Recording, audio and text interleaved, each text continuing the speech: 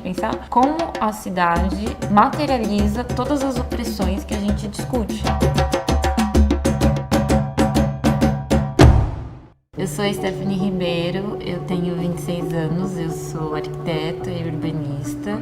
Eu fiz arquitetura e urbanismo na PUC de Campinas, que tradicionalmente é uma faculdade muito ligada à questão do urbanismo. Então a gente teve uma vivência do que seria a discussão sobre o espaço urbano muito rico, e isso muda muito de universidade para universidade. E em vários momentos eu me deparei com uma falta de crítica sobre a questão racial.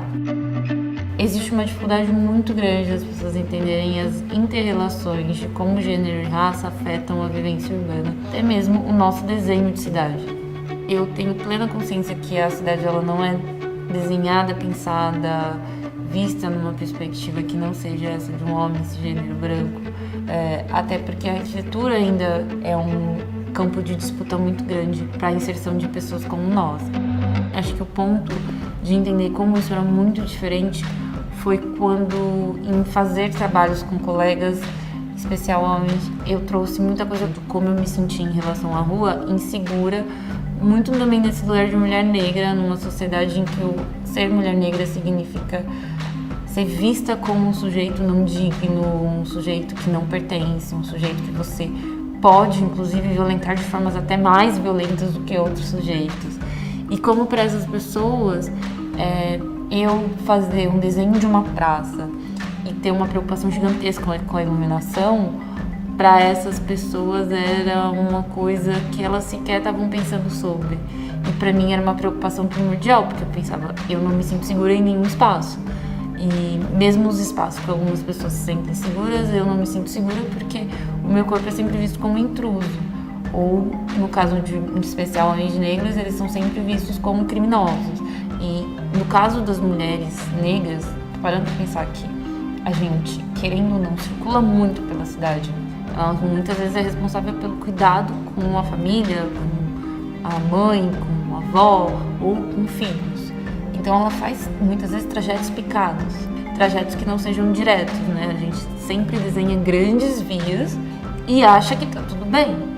Para um homem cisgênero branco, talvez esteja, porque muitas vezes ele não tem nenhuma preocupação do tipo, eu não preciso parar no supermercado para comprar um produto de limpeza, eu não preciso pensar talvez na minha janta, eu não preciso parar numa creche para pegar meu filho, porque tem muitas vezes mulheres fazendo tudo isso. Então a gente tem que pensar como a cidade ela materializa todas as opressões que a gente discute. A arquitetura me mostrou o poder na nomeação, né? Eu, na universidade, tive a sorte de estudar nomes de ruas, fazendo um cruzamento do por que os nomes de ruas geralmente são dados a homens brancos, qual é a frequência de mulheres que nomeiam ruas e, dentro disso, qual a frequência de pessoas negras que nomeiam ruas. E aí eu fui muito pensando, acho que a arquitetura me mostrou muito como, pra gente, às vezes, nomear algo é muito, dar nome a algo, ou construir algo. A gente, às vezes, até banaliza o poder por trás dessa situação, desse lugar. E a gente não percebe que a memória é um campo de disputa constante.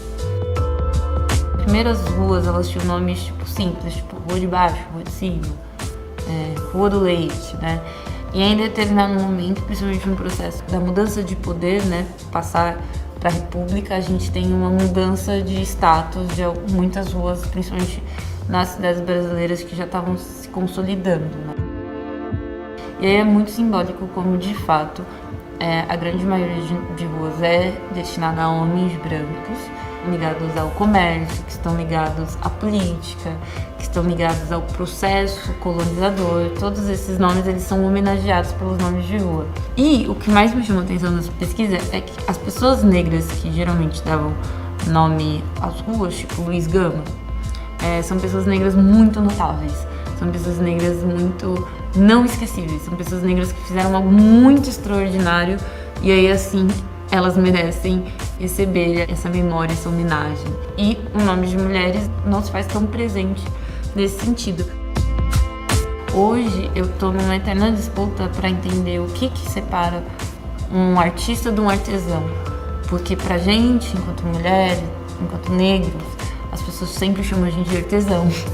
E a gente cria muita coisa, a gente fomenta muita coisa. Mas na arquitetura não tem arquitetos negros, mas e os arquitetos negros?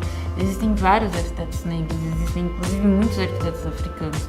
Só que são pessoas que estão criando coisas que não estão fazendo parte da nossa literatura enquanto referência. Entendo a arquitetura, a estética, o urbanismo, tudo como uma constante disputa de memória e de narrativa, mas não narrativa nesse viés da memória, do que se torna material.